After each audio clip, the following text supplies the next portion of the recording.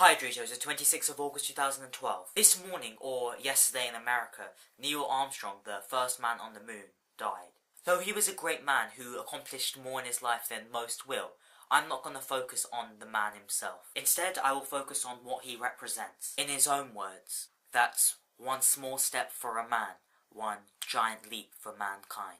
And no, I won't enter debate whether the moon landing was a hoax or not, because I don't think it's relevant. So what does he represent? I think, among several other things, he represents exploration and symbolises humanity. The moon landing shows a scientific method to the layman. It shows us that at the core of humanity is an urge for exploration, whether that be beyond the night sky or within our self-consciousness. We are born to explore. That is the axiom of science. I once heard, though I can't quite recall where I heard it from, that science has two axioms. One, reality exists, and two, we can study reality. And exploration is true studying. Not memorizing facts and figures, but truly understanding and creating new things. I was having a debate with one of my maths friends a while back. We were debating whether you create or discover mathematics. I won't go into the details, but my view was, and still is, that you discover mathematics. You are simply finding out the way things work in harmony with each other. Newton simply discovered that force is proportional to acceleration. Einstein simply discovered that energy is proportional to mass. I believe this works for everything. Shakespeare simply discovered that his sounds, his words, the way he wrote,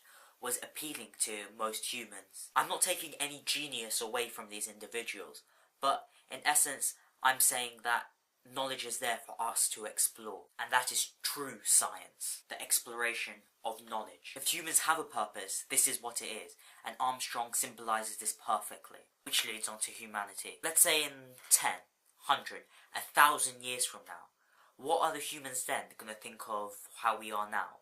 If they survive, of course. What did we signify in the mass of human history? We all remember the Great Pyramids of Egypt, the Great Wall of China, the magnificent Colosseum in Rome. These all signify engineering capabilities of their respective times. What will our mark be? They should of course remember the world wars, but in 1,000 years it's going to be like how we remember the Battle of Hastings. Incredibly important, but within the realms of myth and legend. They will remember us for the technological revolution, the invention of the computer, the internet, and a truly globalized planet. And what they say will be the start of this revolution is debatable. It could be the invention of the automated machine gun, the Enigma codebreaker, which is fine.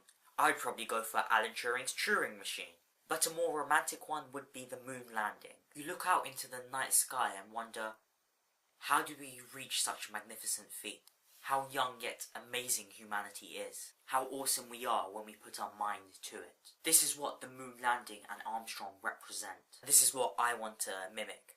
Immortality. Most will be forgotten in about 200 years. I know little about my great-great-grandparents. Yet, he shall not. Though the computer age may put an end to that. With recordings around every corner, who knows who will be remembered. But if you can learn anything from the past, is that we love a good story. I know the moon landing may not be the epilogue, it will certainly be a wonderful opening chapter into the technological age. See you tomorrow, Drito.